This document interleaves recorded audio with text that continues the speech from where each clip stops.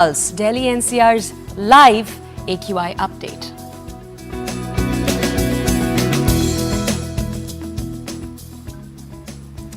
The prodigy to Olympiad champion inside the mind of a chess genius, Pragyananda's path to Olympic glory and the Olympiad glory in this case reflects on the remarkable rise of this man. Let's get inside his mind in a moment from now.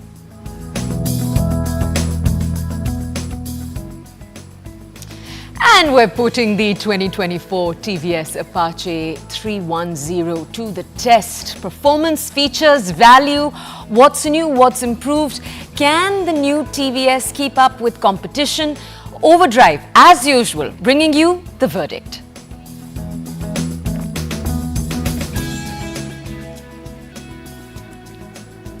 All right, in a world where AI will solve for most technical questions, what kind of human skills will triumph? When it comes to AI world, we often look at jobs and careers, right? Will it take away our jobs? Will it destroy our jobs or redefine our jobs? But let's also shift focus today on education and the impact. What will the classrooms of the future really look like? Will there be exams or no exams or perhaps open book exams? What will be assessments like? What will they be based on? When AI has all the answers, what will be the role of teachers?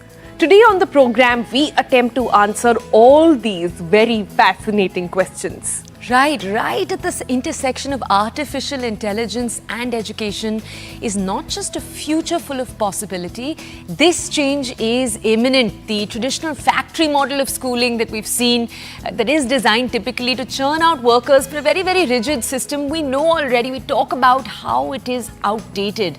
But what's going to replace it? The focus is shifting from memorizing facts, for example, chasing grades, to fostering curiosity, passion and purpose. Tech-driven learning, approaches like Google's Genius Hour, we'll tell you about that later, they're all becoming essential to help students engage with content in different meaningful ways. All about the focus is unlocking creativity and problem-solving skills rather than forcing control and a limited sense of initiative from students. Skills like empathy are in focus, collaboration, resilience. These are hopefully going to be the key in this new world.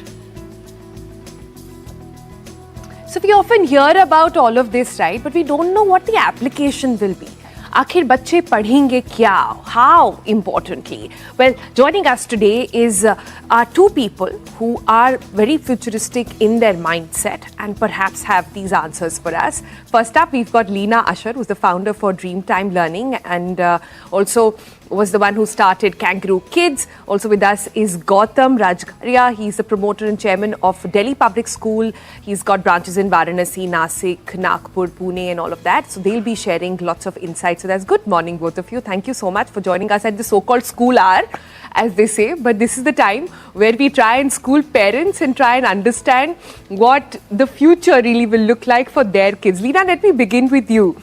There was a very famous line in one of the movies that came out very recently, and also I remember interviewing the man responsible for Super 30, who said that no one examination can really determine the life of a student. More and more focus today as we move towards an AI-driven world is on exams, the relevance of exams, and then open book exams. Could you talk to us a little more about what will determine a child's worth then?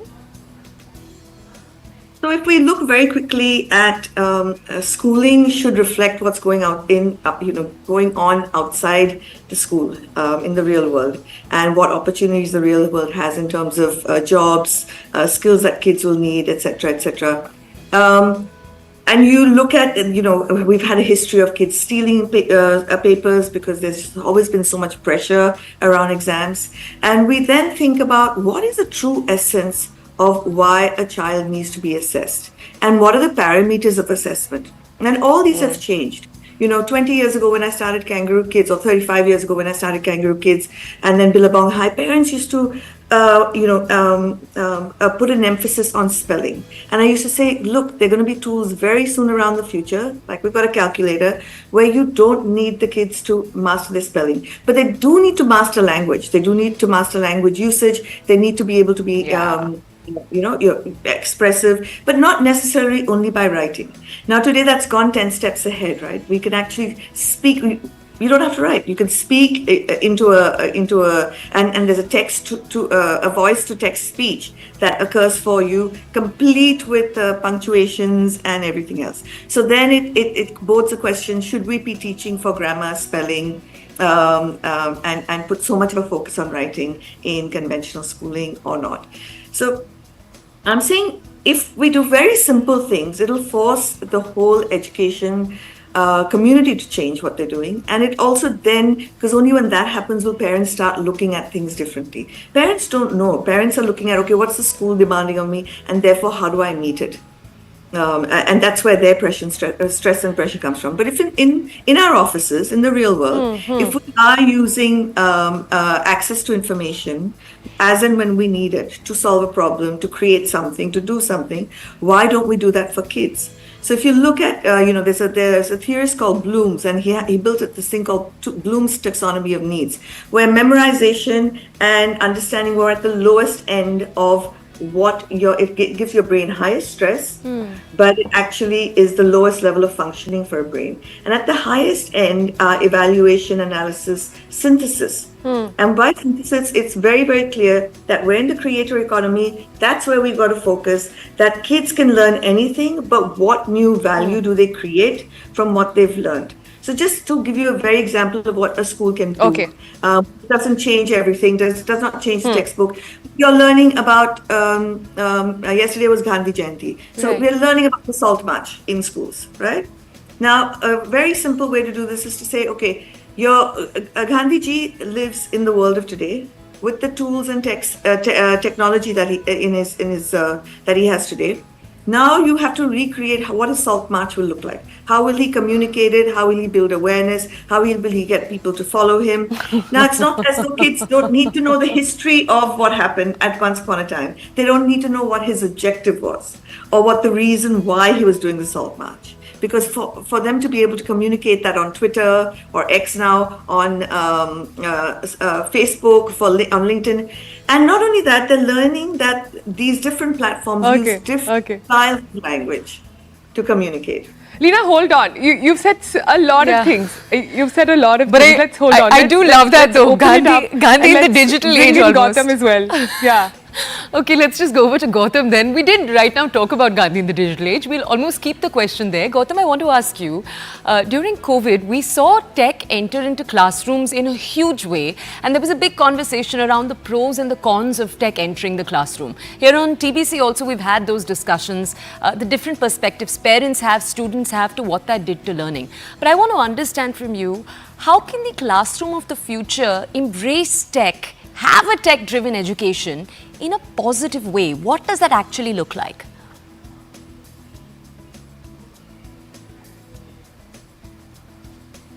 Can't hear you, Gautam.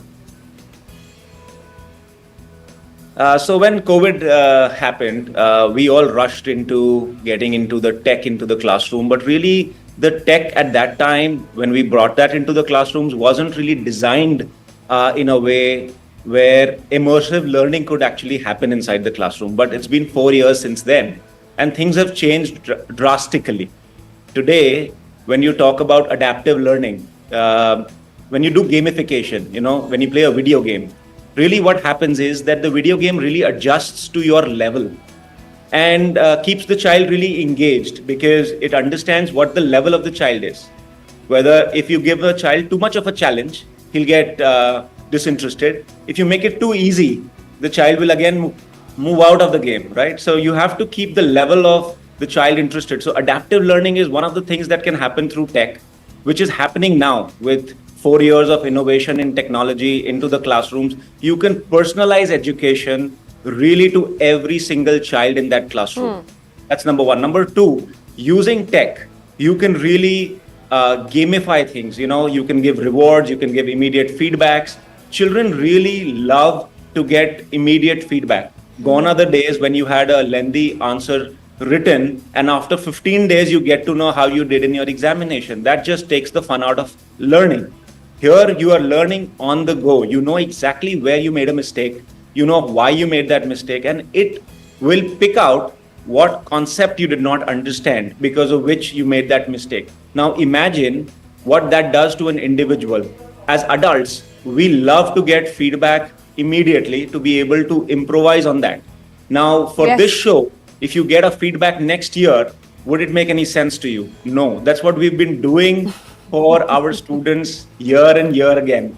And here we are, where we are using tech to reduce cognitive load. Imagine us, we were sitting in classrooms back in our day, 40-minute long lectures. The attention span has gone to less than 6 minutes. How do we keep our children in a lecture for 40 minutes? It's impossible. The cognitive overload is just overwhelming, right? And then you are confined into a desk and a chair, and you're expected to do this for entire 8 hours or 6 hours in a day. Right. Right. So going forward, the future classrooms will really look like open spaces where learning is in a state of flow, where you are learning with your environment, with your peers, through tech, and to your level of understanding. Okay. Okay, so let me go off script at this point a little bit because we've covered a lot of points over here. And Leena, I want to get your perspective here. So everything that you and Gautam are speaking about makes so much sense. Almost wants me to sort of go back to the classroom in this era where you could experience it. It was more personalized. It was more tech driven. I wasn't just mugging up my, formulas, but I actually understood the application of it in my life as well. But how open is the Indian education system for something like this? An education system which has been thriving all over the world for all its merits, but now to come and say that, listen, hold on, being a topper, being an IIT topper, being an AIEEE topper, or, getting the highest marks or highest percentile does not guarantee much. So I think change comes from within. It's difficult to tell policymakers to make change when they're not at ground zero. We're at ground zero and we see, as educators, we see what's going on in the world. We travel overseas and we see how AI is doing more and more and more, and what that's going to mean for kids. If AIs can spot tax errors better than an accountant, if AIs can draft legal drafts better than a lawyer, and if they can diagnose cancer better than a doctor, then what is the role of these people in this in the world? And then it goes to the human only skills. So actually, from going into coding, to rushing into all these logical kind of things, we're coming back human intuition. We're coming back to human creativity. We're coming back to human empathy and how that's going to work. Now, the change will happen in two ways. One is educators like us will create the change from within. The outside forces, economy, etc., CEOs saying, hey, these kids are not ready for us. Universities saying, hey, these kids are not ready for us. So that will also so there'll be a two-force change in which then government and schools will have to have a look at what is the future context of the world and how do we do it. I mean, let me tell you something though. I'm an Australian. I travel to Australia and then I'm in India. The things that we do in India that are tech enabled are so far superior than anything we're doing in a lot of the Western countries. So I do think the government's open to all of this and seeing that these things are there, and so we do have new education policies, etc., that give us the basis for change. And then it's for people like us who actually do the neuroscience, the behavioral science, who do the research to then start doing the change and to teach, helping others do the change. Let me ask, Gautam, let me ask you this then. All of the change we're talking about right now, how do we actually implement it? In India, you have great diversity in socio-economic status in different schools. Often you have limited technical capabilities and facilities. And we've talked a little bit about, making tech-forward classrooms. but that can be something that's quite handicapped in schools in, for example, I would imagine rural areas. How can this be made a reality across the country over the years? How do you foster even a temperament in a student, you know, a collaborative temperament over a competitive temperament, when that's something that's been hammered in over the years? How do you actually make sure these changes trickle down? So, conventionally speaking, we have always been a very competitive country where IITs has been, or AIMS examinations have been at the center of everything. You know, everybody is striving for these competitive examinations. But really, tech is the way forward to break this divide where rural, city children and international children all collaborate together to work in one setting. Now, with using tech backgrounds, you know, coming on the same platform, having a device to every child is the way forward for our country, where we talk about Viksit Bharat, you know, to be able to bring rural students or children from socioeconomic backgrounds which are not at the same level as urban children. You will have to have devices in every child's hand. And today, I think to a large extent, devices are there in every household, but it's just not that devices are there in everybody's hands. So the government really needs to work in that direction to be able to give a device to every child. The moment you give a device to every child, there is abundant opportunity for every child to learn. Learning is not very expensive in today's time and age. You know, there is so much, if you have the right intention, you really can learn anything that you want to do. And we have seen so many entrepreneurs, so many successful people, so many business people who have learned it all on their own without going to a formal school. So learning is possible. The intention has to be but there. But Gautam, can I interject and say this then? That giving a device in every kid's hand sounds like a scary, I was going to say it sounds quite dangerous. Knowing how kids' brain work and how they navigate and all the khurafats which is there in their head, it's a tricky situation. I know Leena's nodding and wants to come in, but you know, I have a slightly different question, Leena, for you.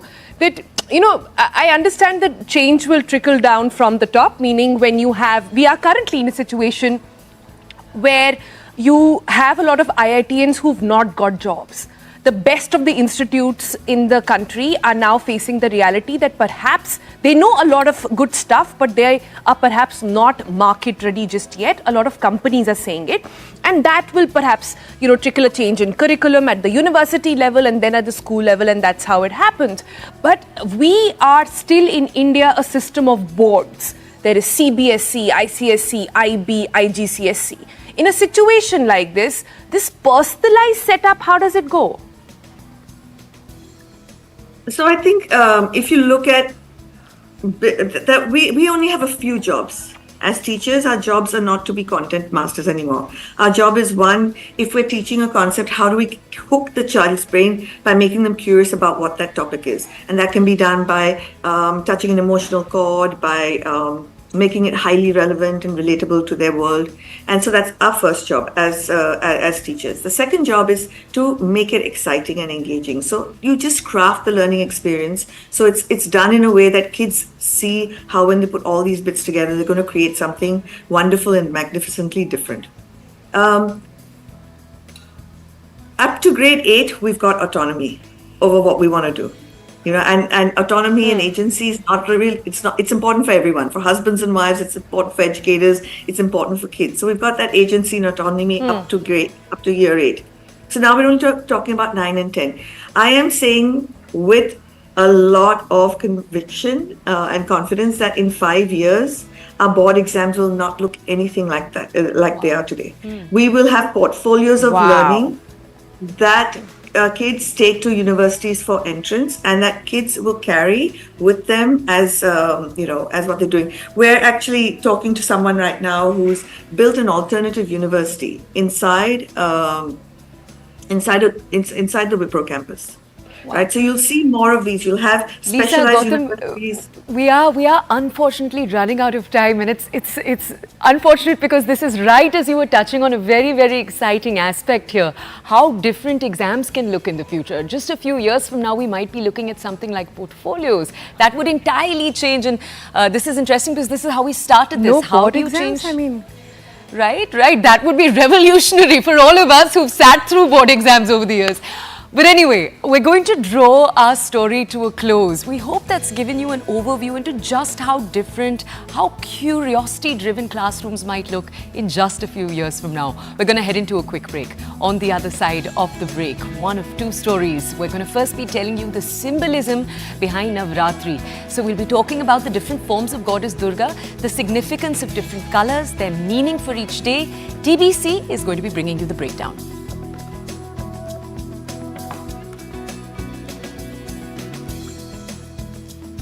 And that's not it. Also, in a moment from now, we will be getting into the mind of a genius, the prodigy of the Olympiad champion inside his genius brain. This is Pragyananda's path to Olympiad glory. That's also in a moment from now.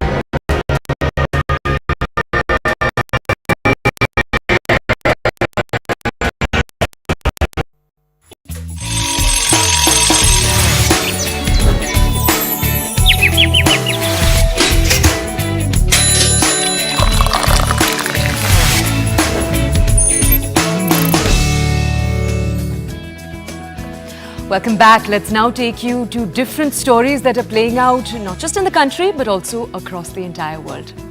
First, starting right here in Telangana, the Forest Minister Konda Surekha sparking controversy with comments linking the BRS working president K.T. Ramarao to the divorce of actors Naga Chaitanya and Samantha Prabhu.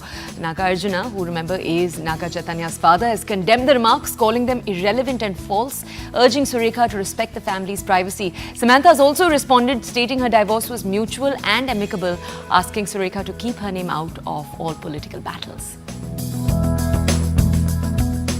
The shadow war between Iran and Israel has escalated dramatically, with Iran launching its first direct attack on Israel, firing nearly 200 ballistic missiles at major cities including Tel Aviv and Jerusalem, as well as a military base in the Negev desert. The implications are enormous, and the question now looms: how will Israel respond? And within that same story, Israel bombing central Beirut in the early hours of Thursday, killing at least 6 people after its forces had their deadliest day on the Lebanese front in a year of clashes.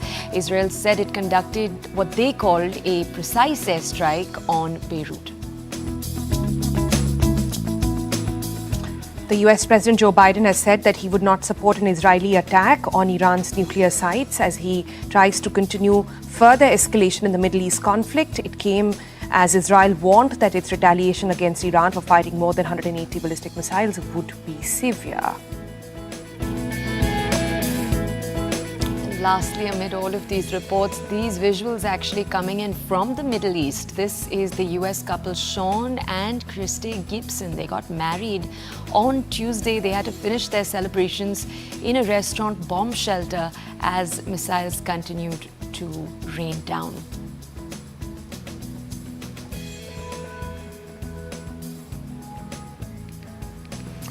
All right, with that, let's shift our focus to something that we are trying to put a continuous spotlight on the Breakfast Club, which is the air pollution levels. Let's give you a check on how it's this morning. Delhi-NCR's air continues to be of a lower quality and a concern, with varying levels of pollutions across the region. According to the latest readings, and they're on your screen right now, Anand Vihar in Delhi is experiencing hazardous conditions with an AQI of 537.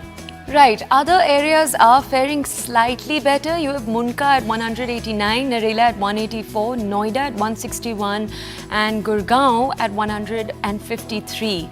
We're obviously going to continue to monitor the situation. We'll bring you updates on the air quality status every single day right here on the show, and we're also going to bring you more information soon on how you can protect yourself, your loved ones from all of the harmful effects of air pollution. Okay, and shifting focus now from that to what today is the first day of a short period of celebration for all of us. Navratri, it's a time of devotion and celebration. It's here. The 9-day festival honors the divine feminine. Each day is dedicated to a different form of goddess Durga. Ghat Asthapna, also known as Kailash Sthapna, is a significant ritual. It marks the beginning of this period.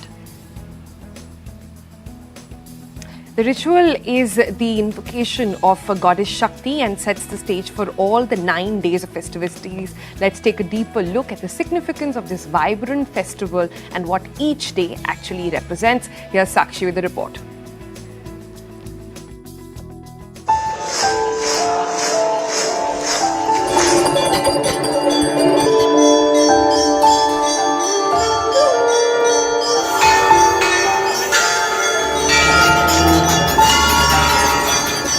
या देवी सर्वभूतेषु विष्णुमायेते शब्दता नमस्तस्यै नमस्तस्यै नमस्तस्यै नमो नमः.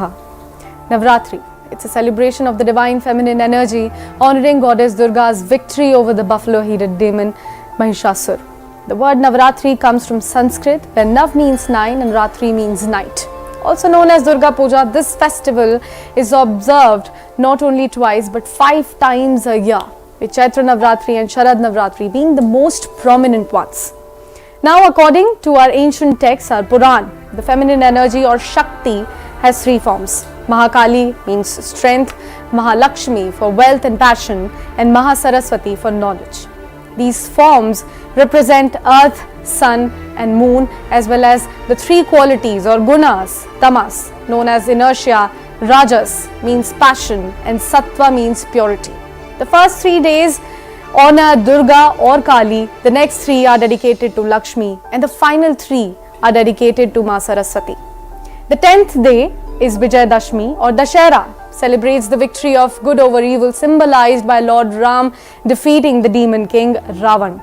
But let's circle back to Navratri and its 9 days. Each day of Navratri celebrates a different form of Goddess Durga, highlighting her virtues of strength, courage, wisdom, and compassion.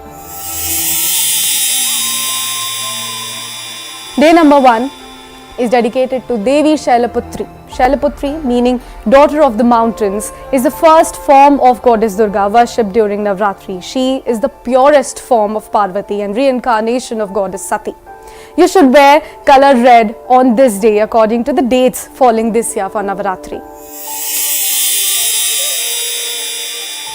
Day number 2 is dedicated to Devi Brahmacharini. Brahmacharini is a devoted student living an ascetic life. She represents wisdom and devotion. On this day, she is worshipped for her perseverance and self-discipline. Royal blue will be your color for the day. Day 3 is for Devi Chandraghanta. Chandraghanta, with a crescent moon on her forehead, is always ready for battle. She symbolizes courage and bravery, granting her devotees freedom from fear, pain, and evil. Color yellow should be carried on this day. Day number 4 is for Devi Kushmanda. Kushmanda, whose name means creator of the universe, brings health, wealth, and strength. A divine warmth and energy are believed to power the cosmos. Green is what you should be wearing on the 4th day of Navaratri. Day number 5 for Devi Skandamata. Skandamata is the mother of the war god Skanda or Kartikeya. She is a symbol of motherhood and protection, blessing her devotees with peace and salvation. Color grey would be preferred for the day. Day number 6 for Devi Katyayani. Katyayani is revered as the warrior goddess who defeated the demon Mahishasur. Ultimately, she embodies the power of the third eye chakra, representing strength and courage. Do not forget to wear your prettiest orange attire on this day. Day number 7 is for Devi Kalaratri. Kalaratri is the fiercest form of the goddess, known for destroying evil and darkness. Though terrifying, she is also called Shubhankari, meaning one who brings auspicious results. On Saptami, wear your white outfit celebrating Ma Kalaratri. On 8th, the Maha Ashtami for Devi Mahagauri. Mahagauri, meaning extremely bright, symbolizes purity and peace. She has the power to fulfill all desires and is often depicted with a radiant complexion. Color pink would be a preferable choice for the day. And the final day, day number 9, Devi Siddhidhatri. Siddhidhatri is the giver of supernatural powers and knowledge. She bestows wisdom and enlightenment, removing ignorances from her devotees. Color for the final day would be sky blue. Now we have spoken about what colors you should be wearing on each day, but how is it selected and what's the math behind it exactly? How are the colors chosen? The color change for Navratri is determined by the weekday on which Pratipada, the first day of Navratri, actually falls. Following that, the colors proceed in a fixed pattern.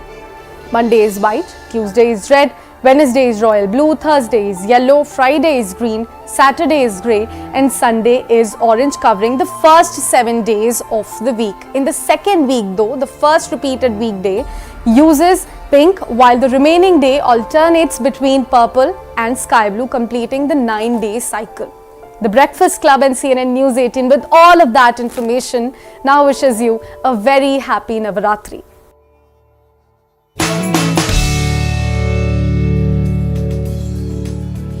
We are, as we speak, just a few days away from the moment in which India clinched a double gold, remember, at the Chess Olympiad that just took place. We are the kings and queens of the 64 squares now, as they say, and we have, as our person of interest, the Indian chess prodigy Pragna Nanda reflecting on the historic campaign itself, what went into winning it. He also discusses all of the legendary mentorship of Vishwanath Anand, the camaraderie or the competitiveness that he shares with his sister, and also his entire journey with the rest of the team, the parental support that he had, for example. Well, the TA genius, and he is one, tells us all about what brings his A game on, what he actually faced in childhood, his education, how does he balance it all. This is a deep dive into his mind. Take a look.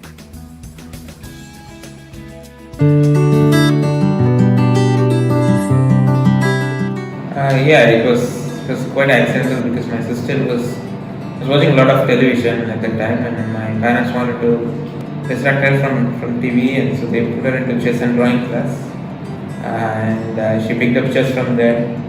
And every time she was practicing at home, maybe 2 years or 3, I was going and disturbing her. So my parents bought me a board, and I remember writing all the things, all random things on the chessboard, and also learning about chess in the diorama, and that's how I got into chess. And I don't know what fascinated me at that age. I'm still wondering about it.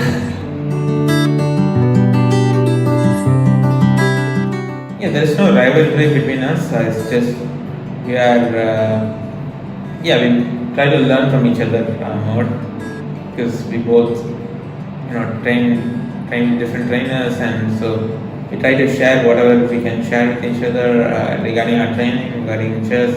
So that's, we are very serious about chess. Whenever we talk, we always are quite serious. But apart from that, we fight with each other, argue, and like any other siblings.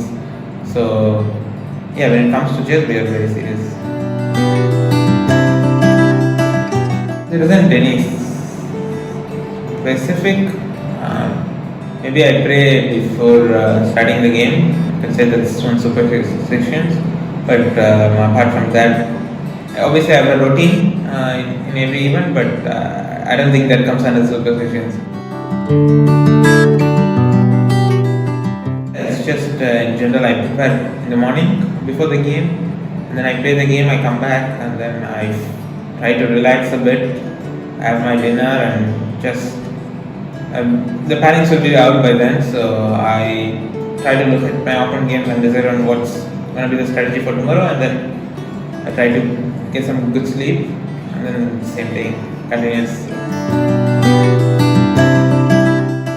No, it's a bit different, but it's also similar. We play our individual games, so we prepare for an individual opponent, and we know our styles, we know what suits best for us, so we prepare individually. But we do have team meetings, and we do discuss about strategy, whether someone should be solid and whether someone should just try to go for it in the game. So those things we discuss in the team meetings. This tournament especially, we were playing as a team, so we were having team meetings every day, we were having team dinners where we were having a lot of fun. So I think these things add up when you play the games. The team spirit is very, very important. He has been mentoring me through West Vijay Chess Academy for the last 3 years or more. We've also played training games in the past, even before through Waka, and so we have. He has helped me in my game.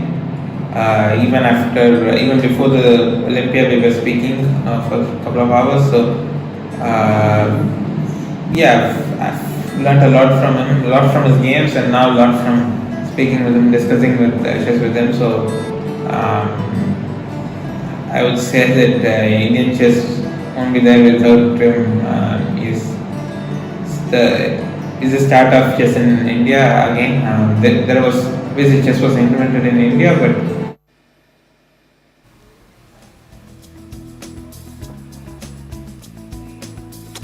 All right, let's switch tracks now and talk about bikes this morning, where TVS recently upgraded its fully faired motor bike, the sports bike there, from RR310 to the MY 2024 model. We explore all there is to see about this updated motorcycle. Right, the 2024 TVS Apache RR310 has an edge over its rival. Its rival, remember, is the KTM RC390. But that edge exists primarily in the domain of pricing.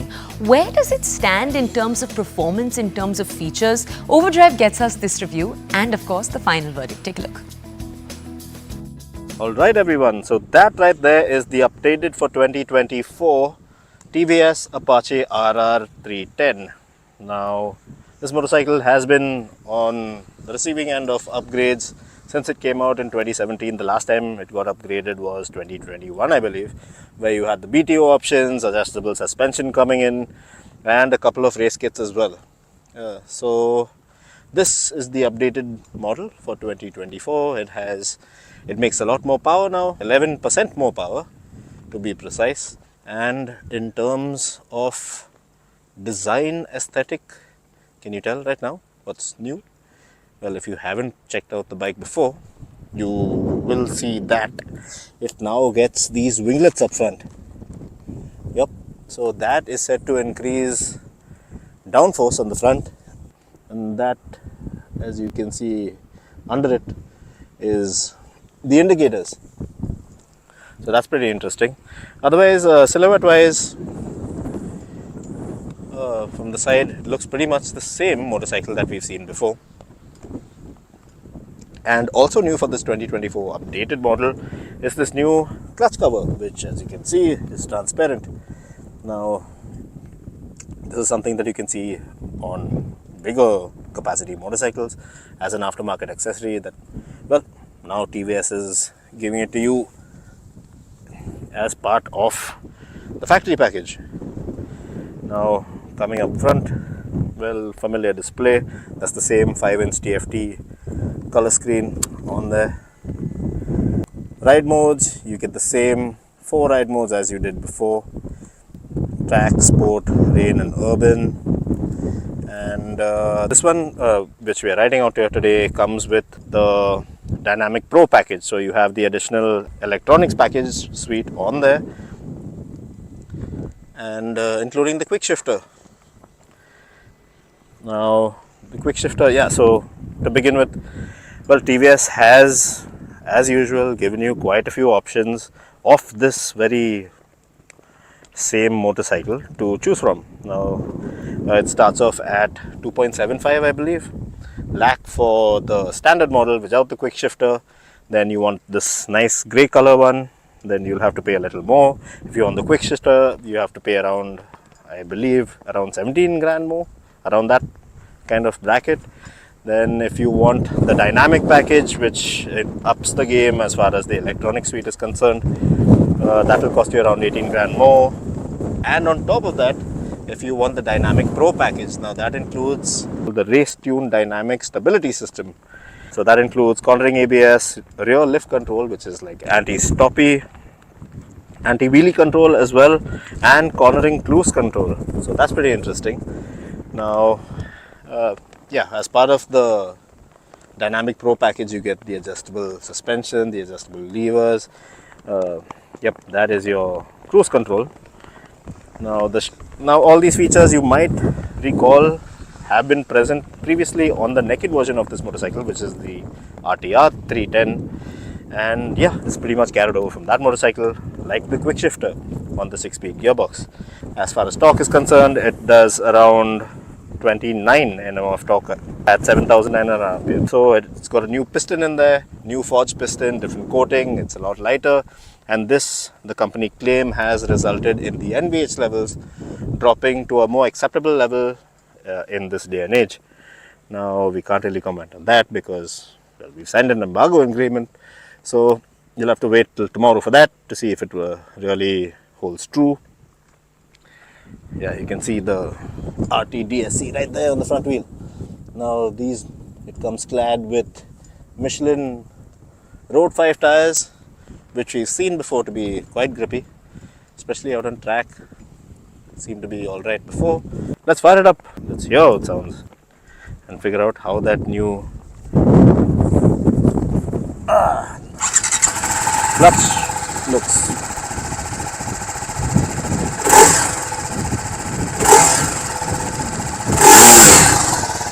Yep.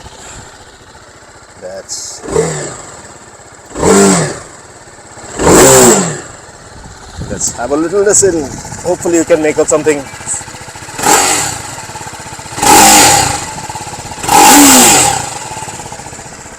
Yeah, so that's the way it sounds right now. So that in a nutshell is what the new bike is all about. Ergonomics seem to be the same as before. It's just that it makes a little more power, looks slightly more different, and it's got some added tech in there as well. So that's what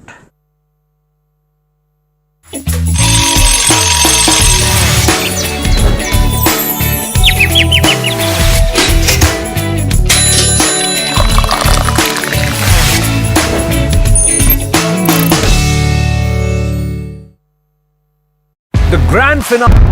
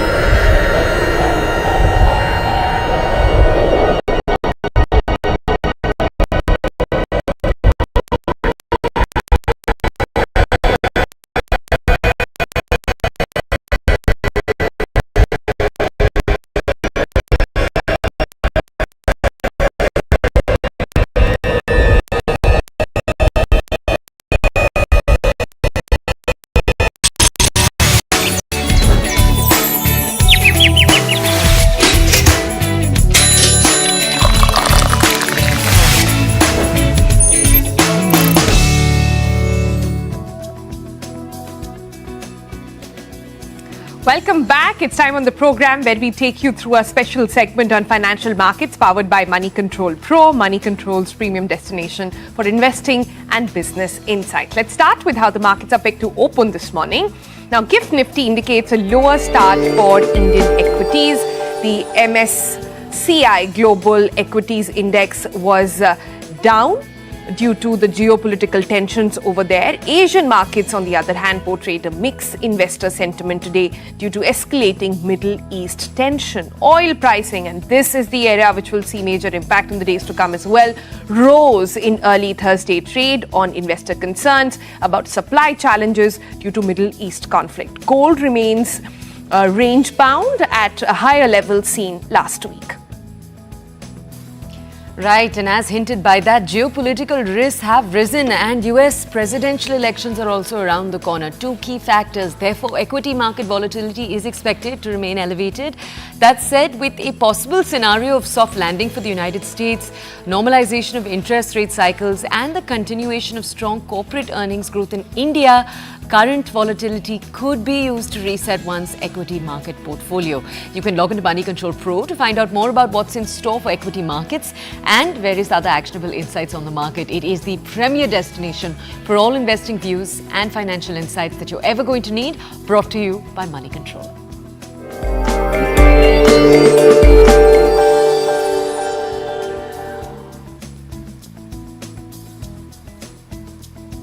All right, with that, we're drawing today's episode to a close. We will see you again on Friday, like we say it right here on The Breakfast Club, with all things that you need to get ready in that festive mood, in the weekend mood as well.